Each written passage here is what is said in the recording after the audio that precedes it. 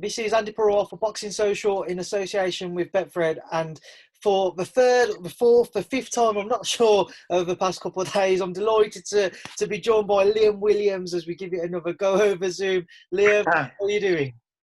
Yeah, I'm not too bad, thank you, mate. As you said, third attempt. It's been a bit stressful, to be honest with you, but hopefully we'll get there this time now.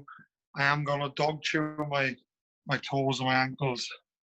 Yeah, hopefully this one does go to plan. Let's just, for those who are tuning in, though, who won't know why we had a few issues previously, just to kind of let everyone in on. Firstly, you had a little accident with your dog yesterday where they left you a little surprise to have to clear up. And you also had to deal with your food being burnt. Yeah, it was one thing after another, wasn't it, to be honest? I was obviously chatting to you and he done shit on the floor. Yeah, chewed my toes, then I burnt my food. It hasn't been good, to be honest with you, because it's the first week, do you know what I mean? Yeah. We're trying to teach the dog to go on the puppy pads, and fucking hell, it's harder than I thought, to be honest with you. It was a plethora of problems yesterday. How are you finding life being a dog dad? It's all right. As I said, harder than expected. Everybody thinks it's fun and games, but I thought it was myself at first. And then I realised I was just chasing him around all the time, making sure he's not chewing, he's not going toilet on the floor and all that. So, bit of a pain, but I'm sure it'll be worth it in the end. Oh, I'm a huge admirer of dogs, but Liam, I can't lie. I'm glad that it's you who's having to deal with it and not me. Yeah, it's anybody who's thinking about getting a dog, think harder first.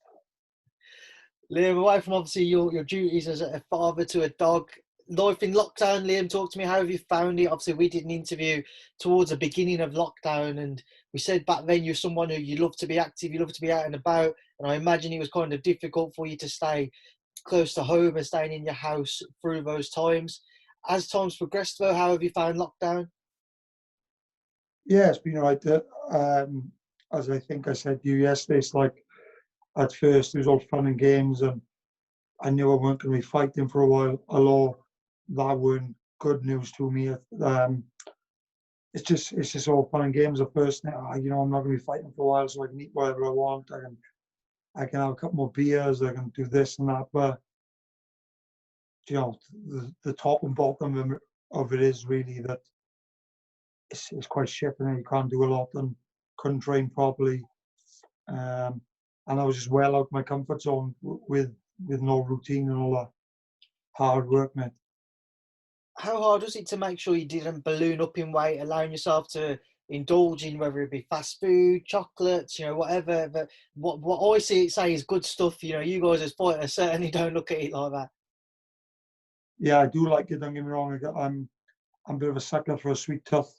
I do like my junk food. I've got a lot better over the past couple of years. I've kind of grown up there a bit. But I can be a sucker, as I said. So it's difficult with nothing to do and no proper training to burn it off. If I was eating it, then it becomes a bit difficult, doesn't it? What kind of plans then do you have in place for shows returning? What has Frank said to you about what he wants to do with behind closed door shows and what have you? I've not really heard nothing. Nothing is solid really because of the situation, but it's all still up in the air. I'm still mandatory with the WBO, and I'm almost 100% certain that the fight with Andrade will happen next. Talk to me about that. Obviously, you're mandatory for WBO. There are still some people and some uncertainty as to whether or not Demetrius will stay at middleweight or if he'll move up. Either way, you'll get your shot at that title. But in the meantime, do you think you could end up facing a British fighter before then, simply because of restrictions with regards to travelling and what have you? In terms of fighting Andrade, I'm told he is looking to defend the belt. Sorry, and I've heard how much truth is in it. I don't know for sure, but I've heard that he's happy to let Frank promote the show over here in Britain on BT, and obviously Frank won promotion. So we'll just have to wait and see what comes about with that. But for the meantime, I'm just taking over and making sure I am ready for when whatever decision is made by him and both of our promoters. We briefly touched on it in our attempt at the interview yesterday, the potential Chris Eubank Jr. fight. If you had to wait for the Andrade fight because of travelling and seeing what happens with WBO and what have you, that's something that you seem to be really interested in. Talk to me about that fight. Yeah, 100%. It's a fight I love. It's a big, it's a high level fight for both of us. According to him, maybe not so much, because I just think he's looking for paydays himself. And don't get me wrong, we all are. We all want that big check, but I think it's a fantastic fight.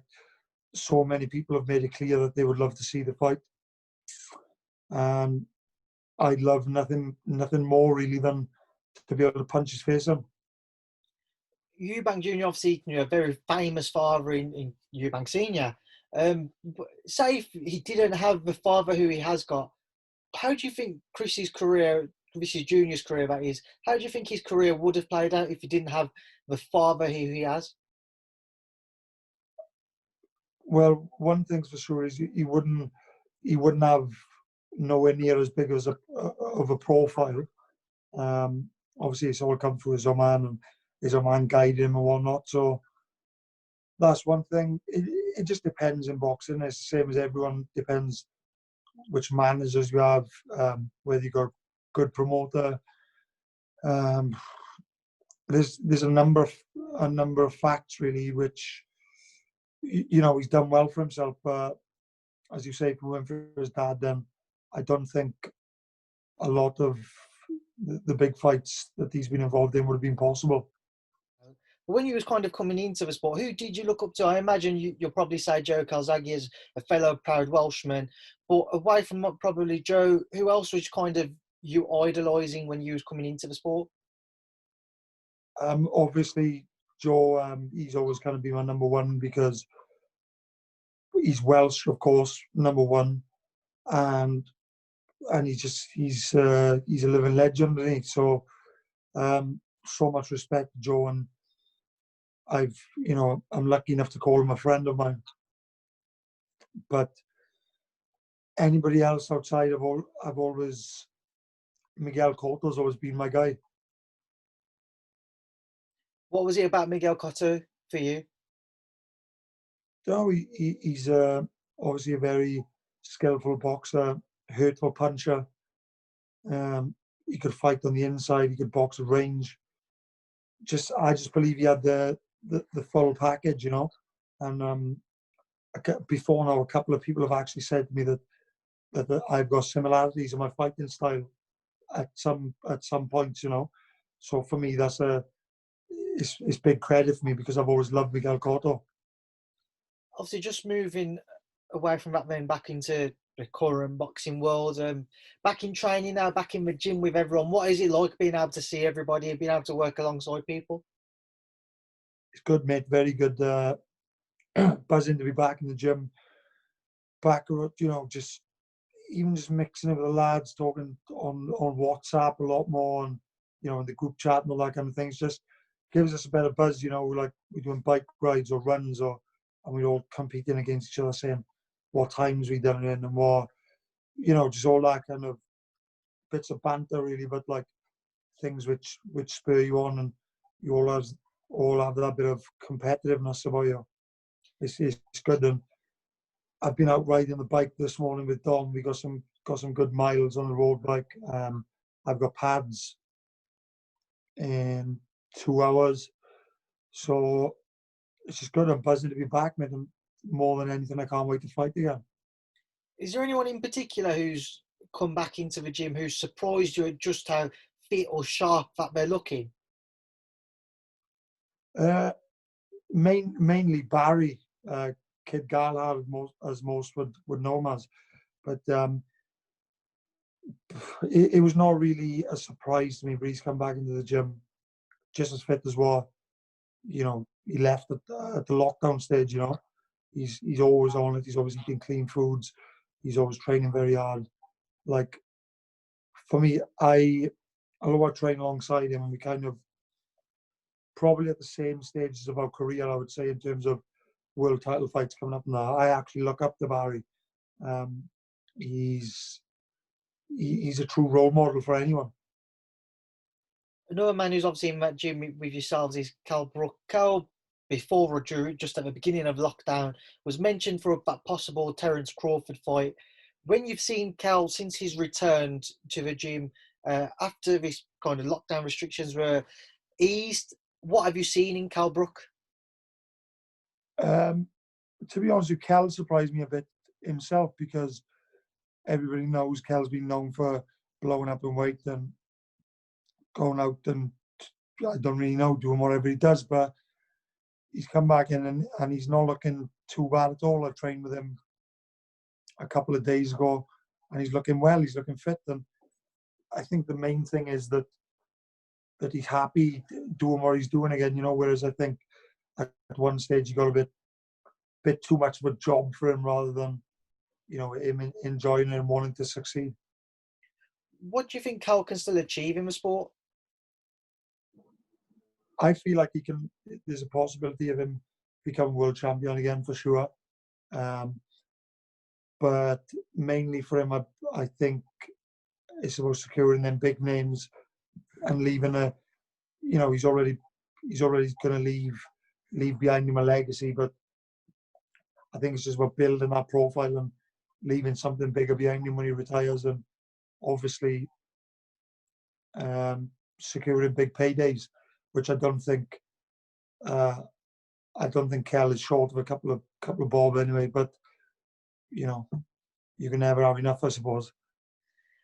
Just moving away from Cal, just something else I wanted to get your thoughts on. Obviously, towards the back end of last week, we had the announcement that Anthony Joshua and Tyson Fury had agreed financial terms to a 2-fight deal in principle for 2021. What was your thoughts when you heard the announcement? It's fantastic. It's the best fight in boxing to be made right now, I would say. Everybody's saying Joshua's the best. You got other people saying Fury's the best. Well, I think more people are siding Fury's the best, to be honest with you. Me, myself, I'm one of them. Tyson Fury's, it's, obviously very, very special talent. And I don't believe you're probably not going to see another heavyweight on his level, in our time at least. I think he's one of the special ones. And but him and Joshua's certainly a massive, massive fight. I can't begin to imagine the amount of money which that fight's going to generate and the interest. It's going to be crazy. It's the biggest fight in boxing right now, I would say. So I'm really pleased from both, and I'm glad both sides of the team could make the fight happen. And shout out to MTK for making that happen as well. Obviously my managers as well. So well done. Liam, we will leave that there now then. But before I let you go, what would you like to say to everyone who does tune in to watch our interview? Just want to say thanks to you. Keep up the good work. You're doing some fantastic stuff. So well done. And just keep an eye out, people, and just keep waiting for what's coming next. And hope you're all going to be there to support me. Appreciate that, and it's well put there. I'll leave it as I say. I appreciate your time. Thank you for we got it together and we finally was able to complete this interview. It's been a pleasure to catch up, mate. Stay safe, and I will hopefully see you in person soon. Thank you for speaking to Boxing Social. No problem at all. Anytime, mate. Thank you. Take care.